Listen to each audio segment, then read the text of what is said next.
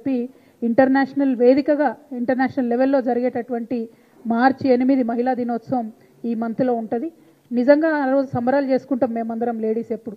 కానీ ఈసారి ఈ ముఖ్యమంత్రి గారి చలవ వల్ల, ఈ కాంగ్రెస్ పార్టీ చలవ వల్ల ఆడబిడ్డలకు అవకాశాలు మీరు దెబ్బతీస్తున్నారు. కాబట్టి మార్చి 8 నాడు ధర్నా చౌక్లో నల్ల రిబ్బన్లతో మేమందరం కూడా నిరసన ప్రదర్శన చేస్తాం.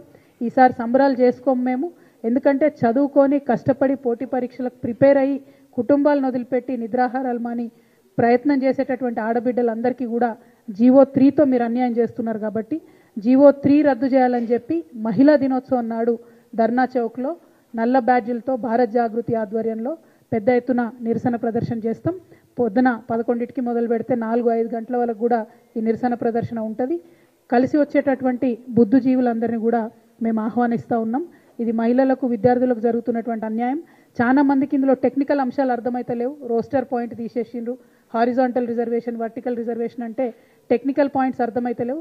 కానీ నిన్న మొన్న జరిగిన ఈ నియామకాలు, ఈ ప్రభుత్వం చేసిన నియామకాలు పెద్ద సాక్ష్యం.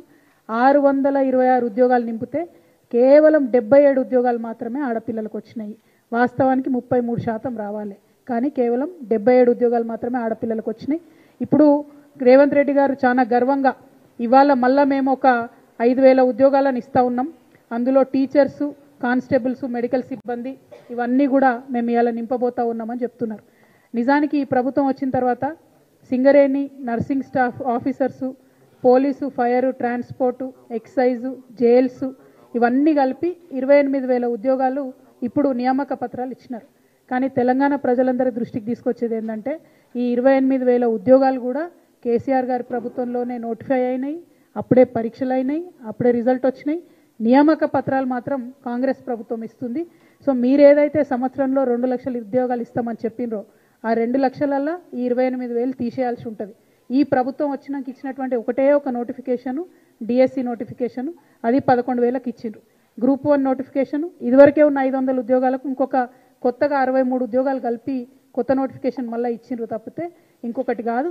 కానీ ఈ జీవో 3 రద్దు చేయకుండా మీరు డిఎస్సి నోటిఫికేషన్ ఇచ్చినా, గ్రూప్ 1 నోటిఫికేషన్ ఇచ్చినా ఆడపిల్లలకు అన్యాయం జరుగుతుంది. కాబట్టి ముందు జీవో 3ని రద్దు చేసి నోటిఫికేషన్లు ఇవ్వాల్సిందిగా ఈ ప్రభుత్వాన్ని మేము డిమాండ్ చేస్తూ ఉన్నాం. అట్లనే ఇప్పుడు గురుకుల దాదాపు 6,000 పైగా పోస్టులు ఉన్నాయి. దాన్ని అసెండింగ్ ఆర్డర్లో నింపుతూ ఉన్నారు. దానివల్ల చాలా తీవ్రమైనటువంటి నష్టం జరుగుతుంది. ఒకటే అభ్యర్థికి 2-3 ఉద్యోగాలు వచ్చినటువంటి నేపథ్యంలో ఆ అభ్యర్థులు ఉద్యోగాల్ని వదులుకోవడం అంటే రిలింక్విష్మెంట్ అనేటటువంటి అంశాన్ని ముందుకు తీసుకొస్తే చాలా మందికి న్యాయం జరుగుతుంది. ఆ అంశాన్ని ముందుకు తీసుకెళ్లవలసిందిగా నేను ప్రభుత్వాన్ని డిమాండ్ చేస్తూ ఉన్నాను. ఎన్ఓసి తీసుకొని వచ్చినటువంటి జాబ్లలో ఒక జాబ్ సెలెక్ట్ చేసుకునేటటువంటి అవకాశం అభ్యర్థులకు ఇవ్వాలని చెప్పి మేము డిమాండ్ చేస్తూ ఉన్నాం. ఇంకా మిగిలిన DL, JL, librarian, TGT, PGT ఇవన్నిటి కూడా నోటిఫికేషన్ ఇచ్చి త్వరలో భర్తీ చేయాలని కూడా డిమాండ్ చేస్తూ ఉన్నాం. మార్చి 8న జరిగేటటువంటి ధర్నాకి పెద్ద ఎత్తున మేము సంబరాలు చేసుకోకుండా మహిళా దినోత్సవం రోజు నిరసన చేస్తూ ఉన్నాం. కాబట్టి మా జర్నలిస్ట్ మిత్రులు, మిగతా పార్టీలు, ఆర్గనైజేషన్స్, ప్రజా సంఘాలు అందరూ కూడా కలిసి రావాలని చెప్పి మేము రిక్వెస్ట్ చేస్తూ ఉన్నాము. Thank you. జై Telangana.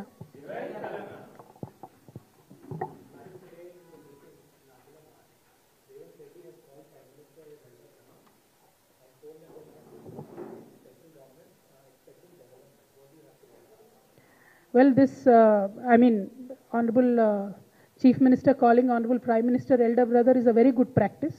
But unfortunately, this elder brother has given nothing to Telangana.